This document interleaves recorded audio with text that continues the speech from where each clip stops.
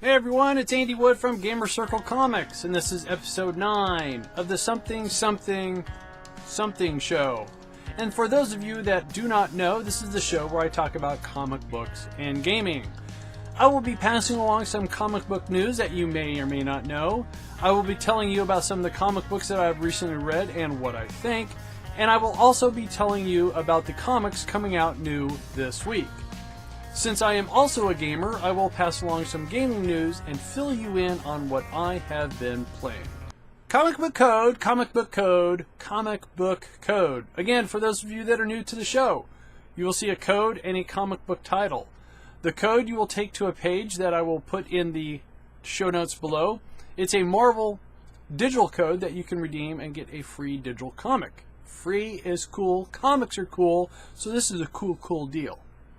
Alright, so let's hop into comic book news. At the top of my list, Katee Sackhoff, the Battlestar Galactica actress that played Starbuck, has been in talks with Marvel. She's been extremely tight-lipped and nothing has been revealed. Rumor has it, she's going to be playing Captain Marvel. On the DC side, it would seem that the up-and-coming issue of Earth 2, 15.2, is all about Solomon Grundy, and it looks like he's got a brand new origin. Hopping back over the fence again, Marvel Studios has revealed the latest poster for Thor: The Dark World, which is a character-focused poster featuring the main villain of the film, MALEKITH. The leader of the Dark Elves, MALEKITH, played by Chris Eccleston, will team with Loki in some capacity in this film, causing major problems for Thor. So check it out. Comic book code, comic book code, comic book code. Hey, it's time to get a code again for a comic book, hence comic book code. So around my head, it's probably going to be over here somewhere. There should be a code and a title of a comic book where you can go redeem it, get a free comic, read the comic. It's cool because comic books are cool. So what have I been reading this week? Well, I've been reading a lot more than usual as my read pile is almost 3 times the normal height, all thanks to the DC Supervillain Month. So let's go into that, shall we? First up is Superman 23.1. As we all know, Luthor is responsible for creating Bizarro, but in this issue we get a whole different perspective on the process. For Detective 23.1, we get a much deeper, richer expansion on Poison Ivy's past. In Batman 23.1, we get another reason why Joker has turned out the way he is. Superior Spider-Man 17 has a guest from the future.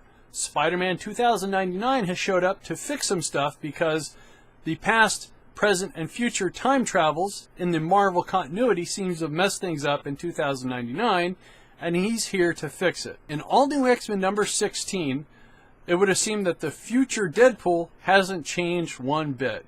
He's got the same old mouthy mouth, and I suppose that's never going to change. And that's just a tip of the iceberg of what I've read this past week. Comic book code, comic book code, comic book code. Hey, guess what? There's a code.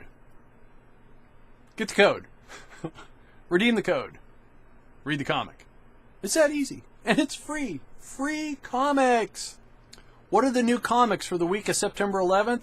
Before I cover that, I still want to remind you that this is the DC Supervillain Month, and the comics are selling out very quickly because of the 3D holographic covers. So if you hesitate, you're probably going to lose out. So for the week of September 11th, here are the new comics. Batman 23.2 is all about the Riddler. With the Dark Knight out of the picture, the Riddler engages in an epic game of wits. Learn what maddening early moments led the young Edward Nygma to evolve into Gotham's Prince of Mischief.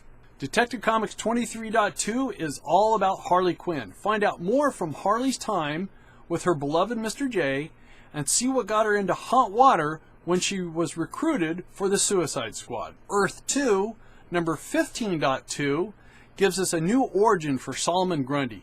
He hates green, he hates life, and he hates the Green Lantern most of all. What has made Solomon Grundy this way? Find out in the new secret origin for Solomon Grundy. If you get a chance to visit your local comic book store, try to do it. During the entire month of September, every single week, every single issue of the title will be giving you either a different perspective of the origin of said supervillain or an entirely new origin of the supervillains coming out. Walking Dead 114 comes in, and what would Jesus do? X-Men number 5, Battle of the Atom, Part 3. The X-Men and the future X-Men pursue young Scott and young Jean. Not all of the X-Men agree that all the new X-Men should be sent back. This is the introduction to the storyline for the all-female X-Men cast. Comic book code, comic book code, comic book code. Okay, so by now, you should know, there's a code. You can pause. Get the code, redeem the code. You know it. I've done this so many times. So when it comes to gaming news, this is what I have gleaned from the internet. The big news that I saw was the release dates of the new next generation consoles. Sony said that their release date will be November 15th for the PlayStation 4, and Microsoft said November 22nd for the Xbox One.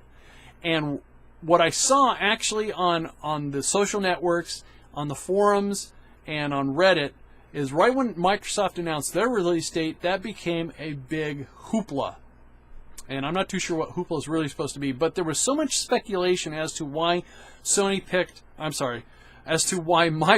picked such a later release date than Sony. And the only thing that made any sort of sense was that it puts them closer to the Black Friday sale.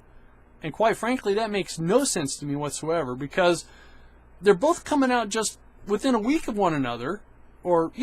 So really, what kind of a deal are you going to get on something that's been out versus just coming out? And I really don't see any retailer offering any really awesome deals, because these are brand new consoles. They're going to be hot, and all these retailers are going to want to make as much bank as they want. And also, if you go back and check historically, Microsoft released the original Xbox on November 15th, 2001, I believe, and they released the Xbox 360 on November 22nd, 2005. So November has always been the month of the console releases, so I don't see why all this extra energy went into trying to figure out why Microsoft picked the 22nd, why they didn't pick an earlier date than Sony. It just, whatever. Now, if you're asking me what console I'm going to go with, well, I'm already vested in Microsoft. I own the original Xbox. I own a 360, and I like Halo. So that's why I've chosen the Xbox side. The game graphics difference between PlayStation 4, PlayStation 3, Xbox 360, and Xbox One, I honestly can't see it. Not with my TV, not with my eyes. So the games are going to cost the same. The consoles practically cost the same. And yes, I know everyone say, oh, Microsoft's $100 more, and they're forcing you to get the Kinect. Well, for the people that want everything and all the accessories with the Sony PlayStation 4, you're going to pay another $60. So there's only a $40 difference. And yes, I know $40 is a lot, but it's not as bad as everyone is saying it is. It's just you're being forced to get the Kinect, whether people use it or not. And don't forget, you don't have to connect it. So I don't see what all the beef is. I will not be getting the Xbox One when it comes out. I will not be an early adapter. I won't be getting it when it first comes out. There. Mainly because the games that are coming out are going to be available for either the 360 or the PC. And there's only a couple games that I see they're Xbox One only or PlayStation 4 only, but they're not coming out until mid to late 2014. So I have plenty of time to wait until people get all the bugs worked out with all their first adopters and all the issues that they had. Just like when I had a 360, I was an early adopter, and I was very fortunate. I did not have a ring of death until probably about 8 months. It was a pain in the butt. The next thing that I'm really super excited about is that State of Decay is headed to early release on Steam in just a couple of weeks. The initial release, and I believe I said this ago in a few episodes ago, will include a controller-only version. So you have to make sure you get a PlayStation or Xbox controller hooked up to your PC and make sure it works. Followed by a sandbox mode, and then a few updates after that. They will release the full mouse and keyboard PC version on Steam, but not all the details or all the specs have been made available. But State of Decay, I played it on the Xbox, and it's a lot of fun, and it's zombies, so you can't go wrong there, right? So what have I been playing? This past week, I caught wind via the Xbox Live freebie gold month that there was a couple of games that I actually never played, and they're zombie related. I know, right? I don't say that often, and that felt strange. Dead Rising 2 and Dead Rising 2 Case Zero. Now, Dead Rising 2 Case Zero is actually an arcade game that costs like $5 or $6, maybe 10. And it was a story between Dead Rising 1 and Dead Rising 2. And what's really cool about Dead Rising 2 Case Zero is whatever you do in that game, the money you collect and your level actually carries over to Dead Rising 2. So I thought that was pretty cool. However, I took a look at my calendar and I noticed in about a month the new Batman Arkham Origin game comes out, and I thought the next best thing I should probably do is warm up for this game. So I've started replaying Batman Arkham City, and it turns out I've actually forgotten a lot about this game. Now, this is a great game, a lot of great comic book stuff, and this is probably why I'm pushing it. This is the end of the show, and before I go any further, I again want to say thank you very much for the feedback, for everyone that's been sending me the emails, sending me the tweets, and sorry I don't get over Twitter that often, and the Google Plus messages. Thank you very, very much. I really appreciate the feedback. It's awesome. It's very humbling. And if you can, pass these videos along share these videos to anyone you think might enjoy them, might get anything out of them. And if you watch it on YouTube, press the like button. It lets me know when people like what I'm saying about. If you don't like what I'm saying, don't press the dislike. Just tell me what you'd like to see more of. And that's it. Again, thank you very much for coming to the show, and we'll talk to you next week. But I have to get liquored up a little bit,